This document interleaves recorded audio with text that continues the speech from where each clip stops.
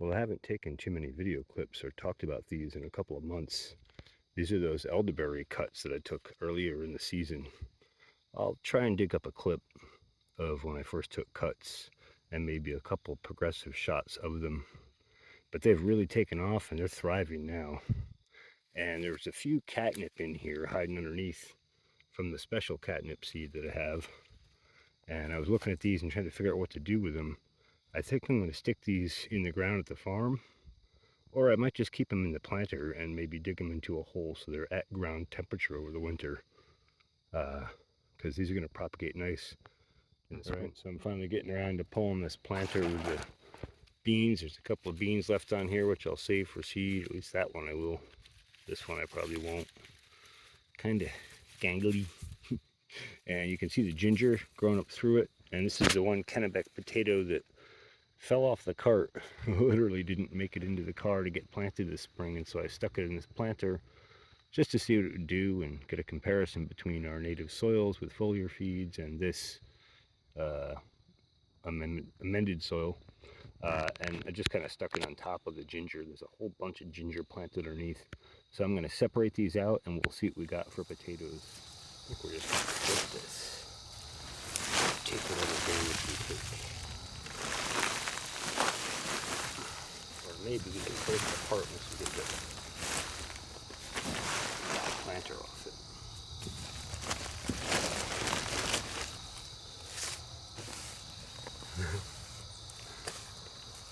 Well, I'll get you a shot from this side. You can definitely see some potatoes sticking out from there, so that's a good sign. And I see ginger type roots in here as well.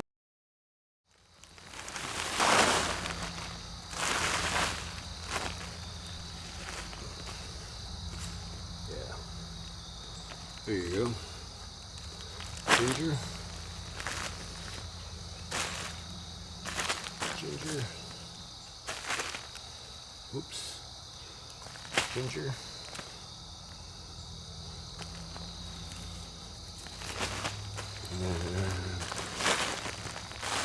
Ginger.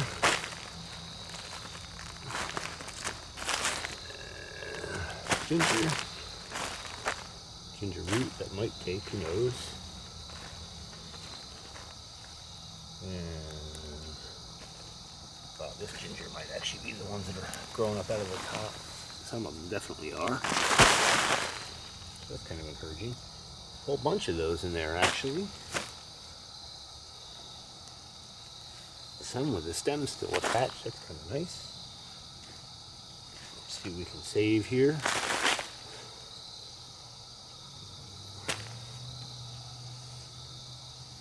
You're probably anxious to see the potatoes, but we'll get to them in a sec here. Don't want to damage any ginger, I don't have to. We're going to try and get it to pick right up and keep growing immediately. The less damage we do getting it transplanted, the better.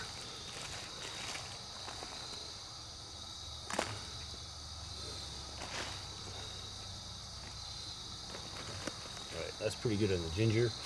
Now let's get the potatoes up out of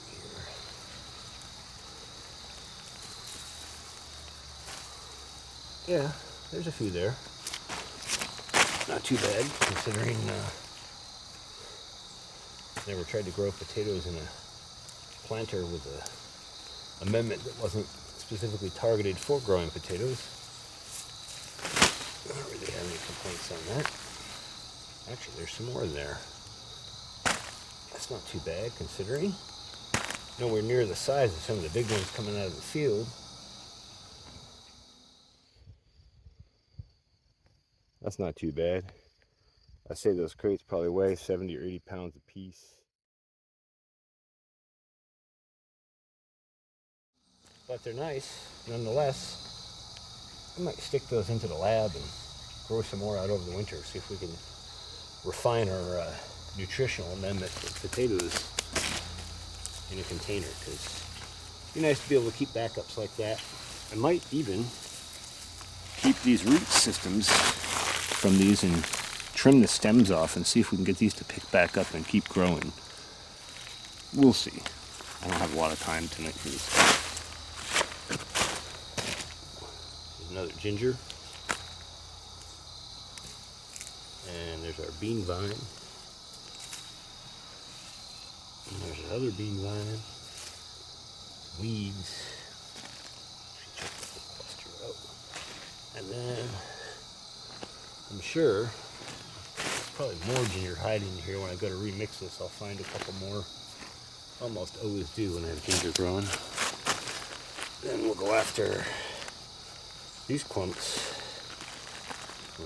I think we're going to push those right into some grow crates or something. Maybe I'll just replant them back into this same soil in this planter and move it inside. That's some stem breaking down, so that will actually check out. Don't want to bring anything that might cause issues in the lab in. Otherwise, I would incorporate that like I would any other organic material.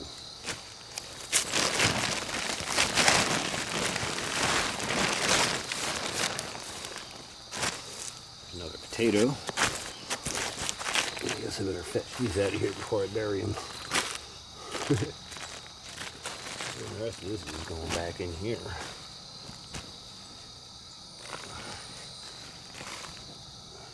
That's a stick, that's okay.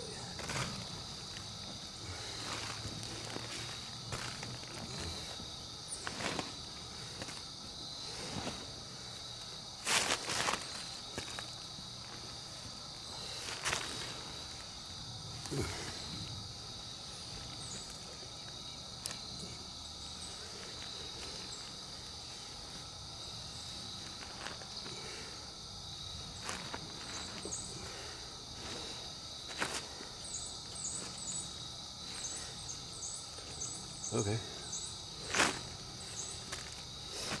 Now let's go back and tuck the rest of those ginger rhizomes in. I'm going to pull these up on the table for now so that I can remix this soil easily.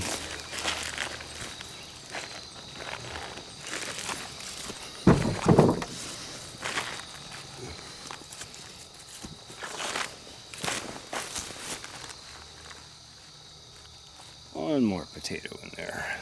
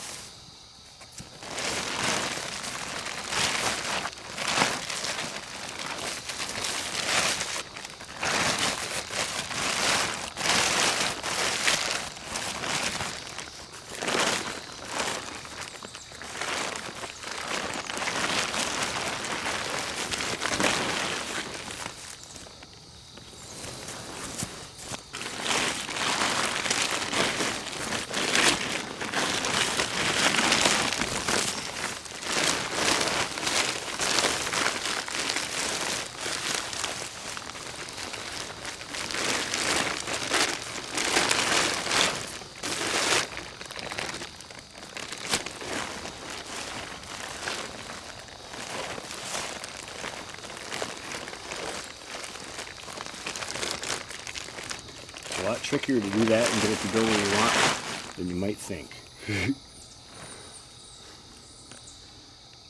Takes practice, but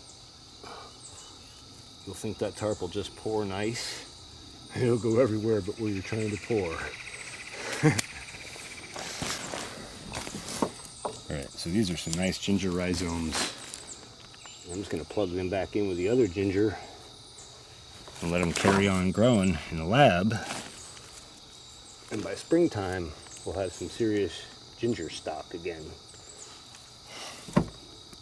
And maybe we can have some fencing in at the farm. Maybe we can make another try at ginger outdoor. And if not, maybe we'll keep it in planters where it's a little safer from the animals and pests. But this should give us a nice growing ginger block in a lab. Basically just shotgun effect in here. Load it up, let it grow. It'll sort it out.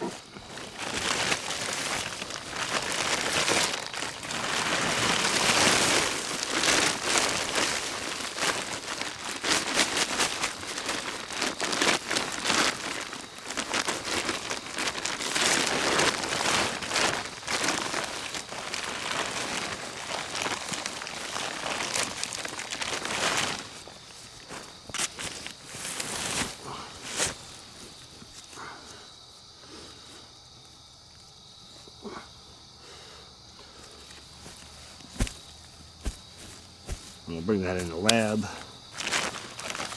I'll save a little bit of extra soil. I'll probably dump that back on top of that once I get these in the lab, because when I water them, they'll settle in good. But we don't want to do that before we move them, because it makes it heavy and it'll make it a little awkward to carry. So that's that.